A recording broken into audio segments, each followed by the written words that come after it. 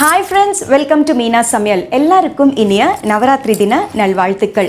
நவராத்திரிக்கு இன்னும் 9 நாள் 10 நாள் இருந்தாலுமே முன்னாடியே என்ன விஷ் பண்ணுறேன் அப்படின்ட்டு நினைக்கிறீங்களா? நான் அட்வான்ஸாக உங்களுக்கு இந்த 9 டே கண்டினியூஸாக எபிசோட்ஸ் கொடுக்க போகிறேன். கொஞ்சம் வித்தியாசமாக ஒரே நாள் ஒரு ஸ்வீட் அண்ட் ஒரு காரம் நான் உங்களுக்கு செஞ்சு காட்ட போகிறேன். போன வருஷத்து நவராத்திரிக்கு 9 நாள் 9 விதமான சுண்டல் செஞ்சு காட்டியிருந்தேன். எல்லாமே டிஃப்ரெண்ட் ஸ்பைசஸோடு டிஃப்ரெண்ட் மசாலாஸோட எல்லாமே கொஞ்சம் வித்தியாசமாக இருந்தது. அது கொஞ்சம் டிஃப்ரெண்ட்டான எபிசோட்ஸ். ஆனால் இந்த வருஷம் என்ன இருந்தாலும் ஒரு பண்டிகை, ஒரு செலிப்ரேஷன் அப்படிங்கும்போது ஒரு ஸ்வீட்டோடு சேர்த்து ஒரு காரமும் இருந்து அது நைவேத்தியம் பண்ணி எல்லாருமே சந்தோஷமாக சாப்பிடும்போது ரொம்ப ரொம்ப நல்லா இருக்கும் இல்லையா? ஸோ அந்த வகையில் நம்ம 9 நாள் 9 விதமான ஸ்வீட்ஸ் அண்ட் 9 விதமான காரங்கள் பார்க்க போகிறோம். ரெசிபிக்குள்ளே போகிறதுக்கு முன்னாடி நவராத்திரினை பற்றி ஒரு சின்ன ஜிஸ்ட் எனக்கு தெரிஞ்ச இன்ஃபோ உங்ககிட்ட சொல்லணும் அப்படின்ட்டு ஆசைப்படுறேன். எந்த பண்டிகையாக இருந்தாலும் சரி, எந்த விசேஷமாக இருந்தாலும் சரி, ரீஜன் டு ரீஜன் டிஃப்ரெண்ட்டாக பிலீவ்ஸ் இருக்கும், டிஃப்ரெண்ட் விதமான ஃபாலோவிங் இருக்கும். அதாவது நார்த்லேயே வேறு மாதிரி பண்ணுவாங்க, சவுத்தில் வேறு மாதிரி நம்ம நம்புவோம். சவுத்தில் என்ன அப்படின்னு பார்த்தீங்கன்னா, நவராத்திரியோடைய 9 டேஸ் 3 ஸ்ப்ளிட் பண்ணி நம்ம பார்ப்போம். அதாவது ஃபர்ஸ்ட் 3 டேஸ் துர்கைக்கு, செகண்ட் 3 டேஸ் மகாலட்சுமிக்கு, தேர்ட் 3 டேஸ் சரஸ்வதிக்கு அப்படிங்கிற மாதிரி ஒரு நம்பிக்கை. இன்னும் ஆழமாக நம்ம பார்த்தோம்னா ஒவ்வொரு நாளுக்கு ஒவ்வொரு தேவியாக நம்ம நினச்சி கும்பிடுறது வழக்கம். அவங்களுக்கு ஒரு குட்டி குட்டி ஸ்டோரியும் உண்டு. ஸோ இந்த ஃபைன் டீட்டெயில்ஸ் எனக்கு கொஞ்சம் தெரியாதுங்க. எனக்கு one of my cousin Ashwini அப்படின்ட்டு சேலத்தில் இருக்காங்க. அவங்களுக்கு சாமி பக்தி ரொம்ப அபாரம். ஸோ எனக்கு ஏதாவது கொஞ்சம் நல்ல இன்ஃபோ சொல்லு அஸ்வினி, நான் யூடியூப்பில் என்னுடைய வியூவர்ஸ்க்கு ஷேர் பண்ணுறேன் அப்படின்னு சொல்லும்போது அவங்களுடைய அம்மா அவங்க வீட்டில் பெரியவங்க அவங்களுக்கு சொல்லி கொடுத்தது எனக்கு இன்ஃபோ பாஸ் பண்ணியிருக்காங்க. ஸோ அஸ்வினி சொன்ன டீட்டெயில்ஸ் நான் உங்களுக்கு இப்போ சொல்லி காட்ட போகிறேன். ஸோ ஃபர்ஸ்ட் டே ஆஃப் நவராத்திரிக்கு சைலபுத்ரி அப்படிங்கிற அம்மனுக்கு நம்ம ப்ரே பண்ணுறது அப்படிங்கிறது ஒரு நம்பிக்கை. சைலபுத்ரி அப்படிங்கிறது யார் அப்படின்னா, ப்ரீவியஸ் ஜென்மனில் சக்தி அப்படின்ட்டு ஒருத்தவங்க இருந்தாங்க. சக்தி, பார்வதி இவங்க எல்லாமே ஒரே கடவுள் தான், ஓகேங்களா? சக்திக்கு சிவனை ரொம்ப ரொம்ப பிடிக்கும். எப்படியாவது சிவனை கல்யாணம் பண்ணிக்கணும் அப்படிங்கிற ஒரு ஆசை. ஆனால் சிவா அப்படிங்கிறது அவருக்கு கல்யாணம் பண்ணிக்கிறது, மேரிட் லைஃப் அதெல்லாம் பிடிக்காது. ஸோ அவங்க பாட்டில் இருப்பாங்க. ஆனால் பார்வதி எப்படியாவது இம்ப்ரெஸ் பண்ணணும், எப்படியாவது இவர் நம்ம கல்யாணம் பண்ணிக்கணும்னு சொல்லிட்டு கடுமையாக தபஸ்யா பண்ணுவாங்க, அதாவது பெனன்ஸ் பண்ணுவாங்க. அப்படி இருக்கும்போது சிவாக்கு ரொம்ப மனசு உருகி, சரி okay I will Mary you அப்படின்னு சொல்லும்போது பார்வதிக்கு அதாவது சக்திக்கு அவ்வளோ சந்தோஷமாயிட்டு, ஓகே நான் அப்பாவை கேட்குறேன் அப்படின்னு சொல்லிட்டு அப்பாவை போய் கேட்குறாங்க. அப்பாவை கேட்கும்போது அவங்களுக்கு பிடிக்கல, no you can't marry him அப்படின்ட்டு சொன்னதுமே அவங்களால அது அக்செப்ட் பண்ண முடியல. அவங்க தற்கொலை பண்ணிக்கிட்டு அந்த ஃபயரில் விழுகிறது அப்படின்னு சொல்லுவாங்க இல்லையா? அது மாதிரி பண்ணும்போது அடுத்த ஜென்மத்தில் ஷைலா, தட் இஸ் ஹிமாலயாஸ்க்கு மகளாக பிறக்கிறாங்க. அதுக்கு தான் அவங்களுடைய பேர் Shailaputri. So first day of Navratri நம்ம சைலபுத்ரியை கும்பிடுறோம். அண்ட் ஒவ்வொரு நாளுமே ஒவ்வொரு கலர் புடவை விசேஷம் அப்படின்னு சொல்லுவாங்க. ஸோ சைலபுத்ரிக்கு ரொம்ப பிடிச்சது ரெட் சாரி. அதனால தான் பாருங்கள், நான் ரெட் சாரி போட்டு ரெட் பேங்கிள்ஸ் எல்லாம் போட்டு அண்ட் நவராத்திரி அப்படிங்கிறது நல்ல ட்ரெஸ் பண்ணிக்கிட்டு நல்ல அலங்காரம் பண்ணிக்கிட்டு நம்ம வீட்டுக்கு யாராவது குங்குமம் வாங்க வரும்போது நல்லா ஹாப்பியாக ரிசீவ் பண்ணுறது, ட்ரெஸ்ஸிங் அப் அப்படிங்கிறதே ஒரு மங்களகரமான விஷயம் தானே. ஸோ நீங்களும் ஃபர்ஸ்ட் டே அன்றைக்கி ரெட் சாரி போட்டுக்கோங்க. ஸோ இன்றைக்கி நம்ம பார்க்க போகிற ஒரு ஸ்வீட் அண்ட் ஒரு காரம் கோதுமையில் செஞ்சதுங்க. கோதுமையில் ஹல்வா செய்ய போகிறேன். அதுக்கப்புறமா சக்லி, அதாவது நார்த் இந்தியன் ஸ்டைலில் முறுக்கு. கோதுமையில் நிறைய ஹெல்த் பெனிஃபிட்ஸ் இருக்குது. முக்கியமாக டயபெட்டிக் ஃப்ரெண்ட்லி, அதாவது சுகர் இருக்கும் இல்லையா, அவங்களுக்கு நல்ல தாராளமாகவே சாப்பிடலாம். விட்டமின் B9 இருக்கிறதுனால ஃபாலிக் ஆசிட் ரொம்பவே இருக்குங்க. அண்ட் வெயிட் கண்ட்ரோல் பண்ணணும் அப்படின்னு நினைக்கிறவங்க இட் கண்ட்ரோல்ஸ் ஒபிசிட்டி அப்படின்ட்டும் சொல்லுவாங்க. இம்ப்ரூவ்ஸ் குட் மெட்டபாலிசம் அப்படின்ட்டும் சொல்லுவாங்க. அண்ட் ஹார்ட் அட்டாக் இருக்கிறவங்களுக்கு ஒரு பயமும் இல்லை. ஸோ வாங்க இந்த சுவையான கோதுமை ஹல்வா அண்ட் கோதுமை சக்லி எப்படி செய்கிறது அப்படிங்கிறத பார்ப்போம். கோதுமை ஹல்வா செய்ய தேவையான பொருட்கள்: 1 கப்பு கோதுமை மாவுக்கு 1 கப்பு சர்க்கரை, 3/4 கப்பு நெய் அண்ட் 2 கப்பு தண்ணி. அதாவது 1 கப்பு கோதுமை எடுக்கும்போது 2 கப்பு தண்ணி எடுத்துக்கணும். அதுக்கப்புறமா ஒரு 10 போல் முந்திரி பருப்பு பாதியாக உடைச்சி வச்சுருக்கேன். அவ்வளோதான். ஸோ இந்த 4 இன்க்ரீடியண்ட் வச்சு சிம்பிளான கோதுமை ஹல்வா எப்படி செய்கிறது அப்படிங்கிறத பார்ப்போம். So as a first step ஒரு பேனில் இந்த சர்க்கரையை சேர்த்துக்கலாம். அண்ட் 1 கப்புக்கு 2 கப்பு தண்ணி அப்படின்னு சொல்லியிருந்தேன் இல்லையா? ஸோ இதே கப்பால் நம்ம 2 கப்பு தண்ணியை அளந்து சேர்த்துக்கலாம். இது வந்து நம்ம ஹீட் பண்ணி இப்போது இந்த சர்க்கரை கரையிற வரைக்கும் ஒரே ஒரு கொதி வந்தால் போதும். இது வந்து பாகு வரணும் இல்லை ஒன் ஸ்ட்ரிங் கன்சிஸ்டன்சி அந்த மாதிரி எந்த கன்சிஸ்டன்சியுமே தேவையில்லை. சர்க்கரை கரைஞ்சு ஒரு 2 கொதி வந்தாவே போதுமானது. ஸோ இப்போ வந்து இதை ஹீட் பண்ண ஆரம்பிச்சிடலாம். இப்போது இந்த பேனை ஹீட் பண்ணிடலாம். சர்க்கரையை வந்து நல்லா கரைய விடலாம். இப்போது சர்க்கரை கரைஞ்சு கொதிக்க ஆரம்பிக்குது. ஒரே ஒரு கொதி வரட்டும். ஸோ இப்போ கொதிக்க ஆரம்பிச்சிருக்கு பாருங்கள். இப்போ நான் ஸ்டவ் சுவிட்ச் ஆஃப் பண்ணிடுறேன். இது வந்து இறக்கி வச்சிடலாம். அடுத்து ஒரு பேனை ஹீட் பண்ணிக்கலாம். நெய்யை சேர்த்துக்கலாம். நெய் உருகியாச்சு. முந்திரி பருப்பை சேர்த்துக்கலாம்.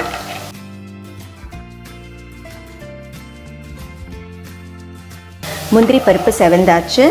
நம்ம ஒரு பவுலுக்கு ஷிஃப்ட் பண்ணிக்கலாம். அடுத்து இதே பேன்லேயே கோதுமை மாவை சேர்த்துக்கலாம். ஃப்ளேம் வந்து மாட்ரேட்லேயே வச்சுக்கோங்க, ரொம்ப ஹை வைக்க வேண்டாம். கோதுமை மாவோட பச்சை வாசனை போகணும், நல்ல வறுத்த ஸ்மெல் வரும்.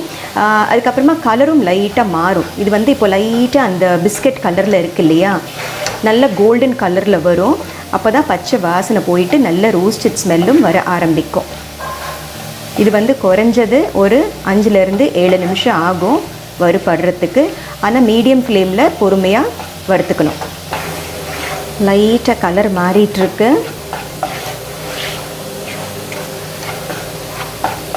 அண்ட் எல்லாம் கொஞ்சம் ஒன்று போல் வந்துட்டுருக்கு பாருங்கள். நெய் வந்து வெளியில் கக்கி இன்னுமே வந்து நல்லா சாஃப்டாகிடும். கைவிடாமல் கிளறணும். இப்போ நீங்கள் பார்த்தீங்கன்னா நம்ம கோதுமை மிக்சர் கலர் வந்து நல்லா மாறி இருக்கு பாருங்கள். நல்ல கமகமான வாசனை கூட வருது. ஃப்ளேம் வந்து சிம்மரில் தான் இருக்குது.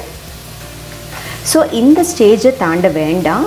இந்த ஸ்டேஜில் நம்ம என்ன பண்ணலான்னா, நம்ம ஏற்கனவே கொதிக்க வச்சுருக்கோம் இல்லையா சுகர் சிரப், அது வந்து கொஞ்சம் கொஞ்சமாக இதில் விட்டுக்கலாம்.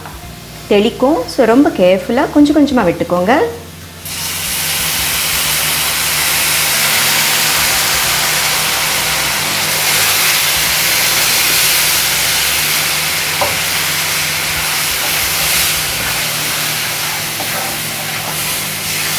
அது அப்சர்வ் பண்ண கொஞ்சம் கொஞ்சமாக விட்டுக்கிட்டே வரலாம். கட்டி தட்டுறதுக்கு வாய்ப்பே இல்லை, ஏன்னா அவ்வளோ நெய் இருக்குது. அப்சர்வ் பண்ண கொஞ்சம் கொஞ்சமாக விட்டுக்கிட்டே வந்தீங்கன்னா கிளறதுக்கு வந்து சௌரியமாக இருக்கும்.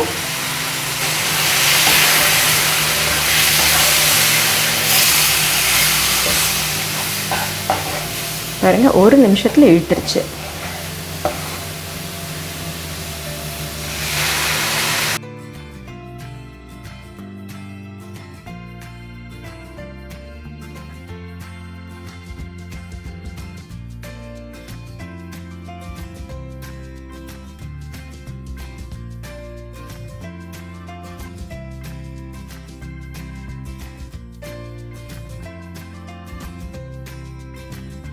இப்போது நான் வந்து சர்க்கரை சேர்த்து செய்கிறேன்.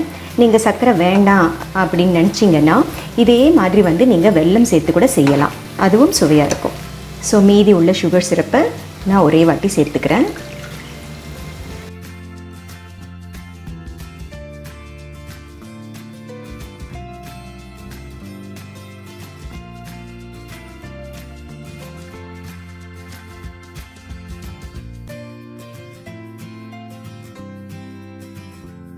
பாருங்கள், இப்போ சேர்த்த சுகர் சிரப் எல்லாமே நல்லபடியாக இழுத்தாச்சு. லம்ஸ் இருக்கிற மாதிரி இருந்தது, ஆனால் கிளற அந்த லம்ஸ் எல்லாம் வந்து கருகிடுச்சு பாருங்கள். ஏன்னா வந்து கோதுமை மாவில் அந்த அளவுக்கு நெய் இருக்கிறதுனால ஒரு பயமுமே இல்லை. இது வந்து ஒரு குறைஞ்சது வந்து 5-7 நிமிஷம் வரைக்கும் நம்ம கிளறிட்டே வரலாம். இப்போவே அந்த ரோலிங் கன்சிஸ்டன்சி வந்தாச்சு. இன்னுமே வந்து நல்ல குக் ஆனால் இன்னுமே டேஸ்டியாக இருக்கும். ஸோ இது இன்னொரு 5 மினிட்ஸ் வந்து நம்ம கிளறிட்டே இருக்கலாம். ஸோ நம்மளுடைய ஹல்வா வந்து இன்னொரு 5 நிமிஷமாக நான் வந்து விடாமல் கிளறிட்டு இருந்தேன். எப்படி புசு புசுன்ட்டு பூ போல் இருக்குது பாருங்கள். நல்லா சாஃப்டாக ஃப்ளஃபியாக இருக்குது கன்சிஸ்டன்சி. அந்த நெய் வந்து 3/4 கப் அப்படின்னு சொல்லியிருந்தேன் இல்லையா, இது வந்து நான் ஸ்க்ரேப் பண்ணி போடலை. ஸோ அந்த லெஃப்ட் ஓவர் 1 டீஸ்பூன் ஆஃப் நெய் வந்து நான் இப்போ சேர்க்குறேன். கூடவே நம்ம ஆரம்பத்தில் எடுத்து வச்சுருந்த முந்திரி பருப்பு,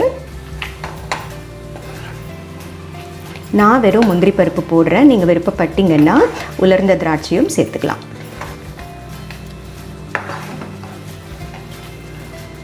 ஸோ ரொம்ப சிம்பிள் அண்ட் ஈஸி கோதுமை ஹல்வா ரெடி ஆகிடுச்சு. இப்போ நான் ஸ்டவ் சுவிட்ச் ஆஃப் பண்ணிடுறேன். ஸோ our கோதுமை ஹல்வா இஸ் ரெடி.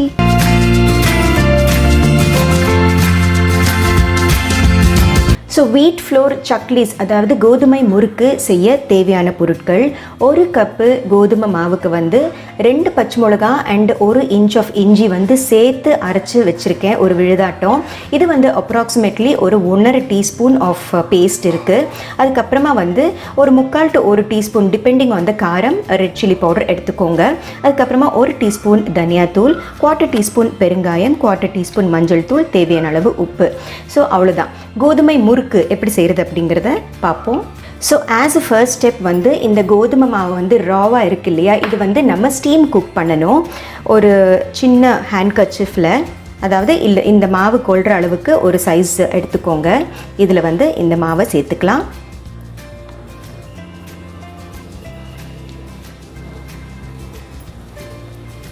இது வந்து இப்படி ரேப் பண்ணிடலாம்.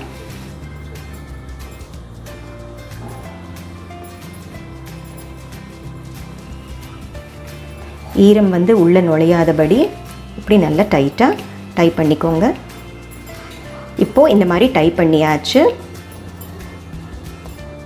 அடுத்து வந்து இது வந்து நம்ம ஸ்டீம் பண்ண போகிறோம். இந்த மாதிரி ஒரு குக்கர் பாத்திரத்தில் ஆல்ரெடி தண்ணி ஊற்றி கொதிக்க வச்சுருக்கேன். இந்த மாதிரி ஓட்டு இருக்கிற ஒரு தட்டோ இல்லை ஒரு போலோ அந்த மாதிரி உங்ககிட்ட ஏதாவது இருந்ததுன்னா அதை வந்து இப்படி ப்ளேஸ் பண்ணிவிட்டு இந்த கோதுமை மாவு மூட்டையை இதில் இறக்கி வச்சிடலாம். இதை க்ளோஸ் பண்ணிடலாம். இது வந்து நல்ல ஒரு 10 to 15 மினிட்ஸ் நல்ல ஸ்டீம் குக் ஆகட்டும். அதுக்கப்புறமா ஓப்பன் பண்ணி எப்படி இருக்குது அப்படிங்கிறத பார்ப்போம். ஸோ இப்போ நம்ம குக்கர் வந்து ஆல்மோஸ்ட் 15 மினிட்ஸாக ஸ்டீம் வந்துட்டு இருந்தது. இப்போ எப்படி இருக்குது அப்படிங்கிறத பார்ப்போம். ஸோ இது கேர்ஃபுல்லாக நம்ம ட்ரான்ஸ்ஃபர் பண்ணிடலாம். இந்த மூட்டையை பிரித்து இப்போ நம்ம பார்க்கலாம். ஸோ ஆல்மோஸ்ட் 15 மினிட்ஸாக வந்து இந்த கோதுமை மாவு வந்து ஸ்டீம் ஆகிட்டு இருந்தது இல்லையா, இப்போ ஓப்பன் பண்ணி பார்ப்போம்.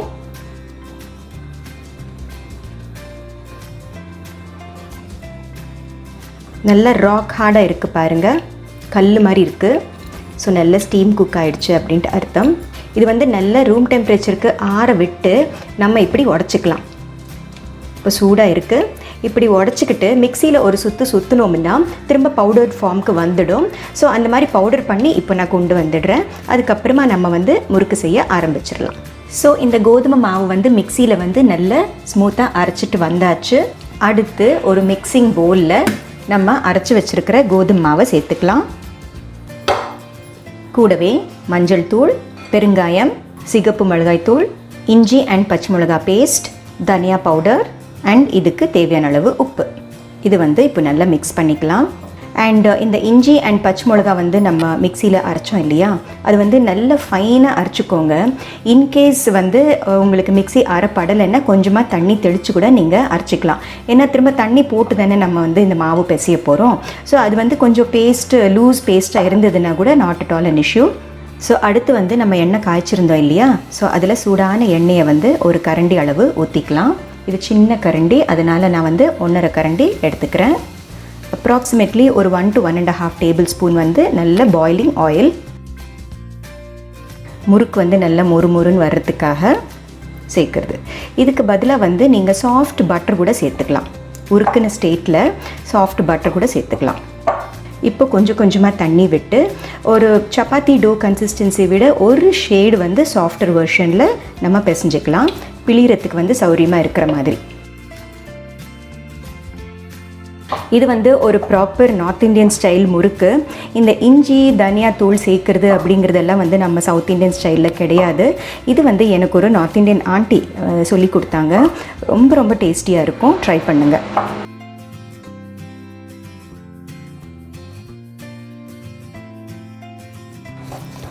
ஸோ மாவு வந்து இப்போது நம்ம பிசைஞ்சு முடிச்சாச்சு. அடுத்து வந்து இந்த மாதிரி முறுக்கை அடித்து எடுத்துக்கோங்க. இந்த மாதிரி ஸ்டார் நாசில் இருக்கிற மாதிரி எடுத்துக்கிட்டிங்கன்னா சக்லி அப்படிங்கிற ஒரு ரெசிபிக்கு வந்து ரொம்ப ரொம்ப பொருத்தமாக இருக்கும். இந்த மாதிரி ஸ்டார் நாசில் இல்லைன்னா அந்த முள் முறுக்கு இல்லை ரவுண்டு முறுக்கு அந்த மாதிரி உங்ககிட்ட எந்த அச்சு இருக்கோ அதுலேயும் வந்து செய்யலாம். ஆனால் சக்லி அப்படிங்கிறது வந்து பெரும்பாலும் இந்த ஸ்டார் நாசில் தான் யூஸ் பண்ணுவாங்க. ஸோ அச்சு வந்து இப்போ க்ரீஸ் செஞ்சு முடிச்சாச்சு. இந்த மாதிரி ஒரு பாலித்தீன் ஷீட் எடுத்துக்கோங்க, இல்லைன்னா இலையோ வாழை இலையோ அந்த மாதிரி ஏதாவது இருந்தால் கூட பெஸ்ட்டு. இப்படி லைட்டாக நம்ம க்ரீஸ் பண்ணிக்கலாம். இந்த முறுக்கு மாவு எடுத்து இதுக்குள்ளே போட்டுடலாம்.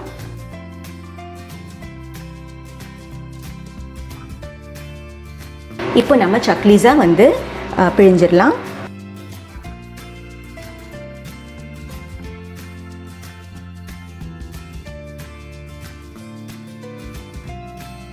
அவ்வளோதான்.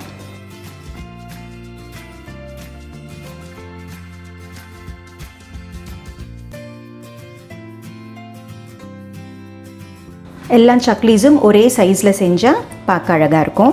ஸோ இப்போ நம்ம வந்து ஒரு பேட்சுக்கு 4 செஞ்சு முடிச்சாச்சு.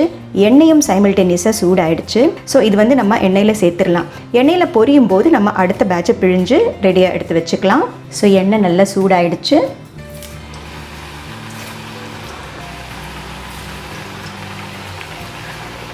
ஸோ போட்ட உடனே கிளற வேண்டாம், கொஞ்சம் பொறுமையாக நம்ம ஸ்டியர் பண்ணி விட்டுக்கலாம்.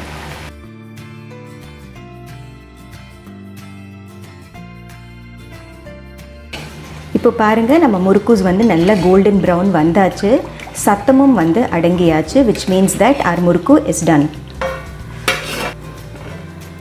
ஸோ இதே போல் மற்ற மாவையும் நம்ம வந்து சக்லீஸாக சுட்டு எடுத்துக்கலாம். So our wheat flour chakli is ready.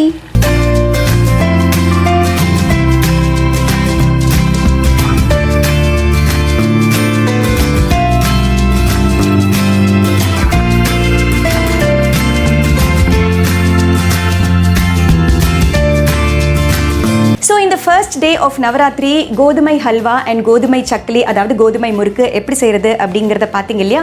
கண்டிப்பாக இந்த 2 ரெசிபீஸை நீங்களும் ட்ரை பண்ணி பாருங்கள். ஸோ மீனா சமையலை பாருங்கள், லைக், ஷேர், சப்ஸ்கிரைப் பண்ணுங்கள். பாய்.